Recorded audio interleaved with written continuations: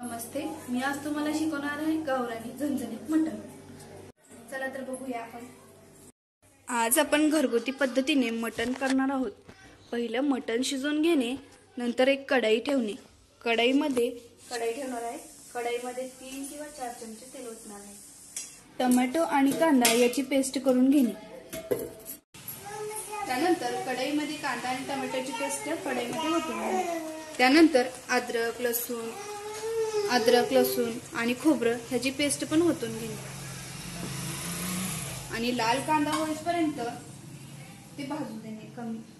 हे आपण आता सगळं मिक्स करून घेऊया। मसाला लाल झाला की मग त्यात मटण टाकायचं।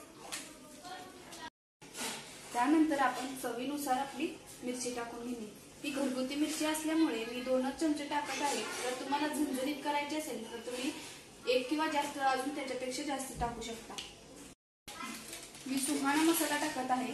जर तुम्हाला एव्हरेस्ट मसाला टाकायचा असेल तुम्ही एव्हरेस्ट मसाला पण टाकू शकता, व्यतिरिक्त दुसरा मसाला टाकला तरी चालतो।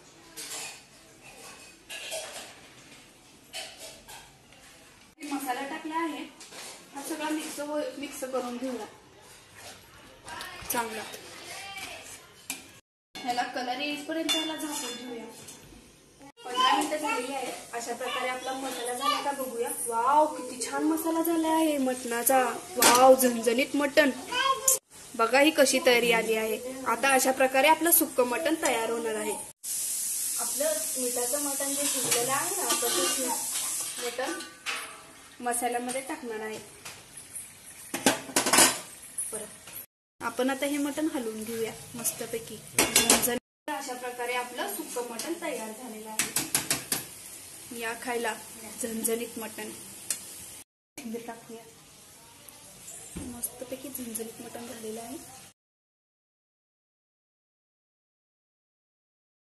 टोमॅटो आणि कांदा मिक्सरमध्ये बारीक करून घेणार आहोत। त्यानंतर अशा प्रकारे कांदा आणि टोमॅटो बारीक झालेला आहे। आपण आता मटणाचा रस्सा करून घेऊया झणझणीत। मध्ये 3 किंवा 4 पळी तेल ओतून घेऊया।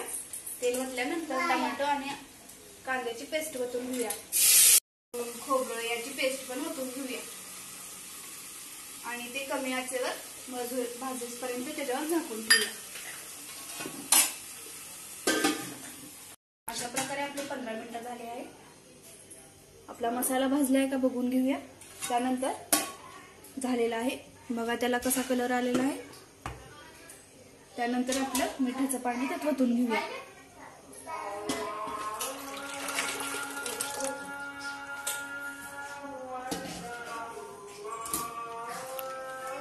अशा प्रकारे आपण मीठ टाकून तुम्हाला जेवढं टाकू आपल्याला जर कोथिंबीर टाकायची असेल तर कोथिंबीर पण वरून टाकून घेऊया।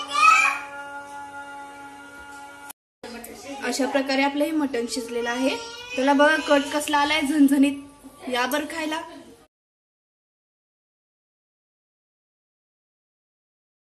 जर तुम्हाला आज माझं गावरान मटण आवडलं असेल लाईक किंवा सबस्क्राईब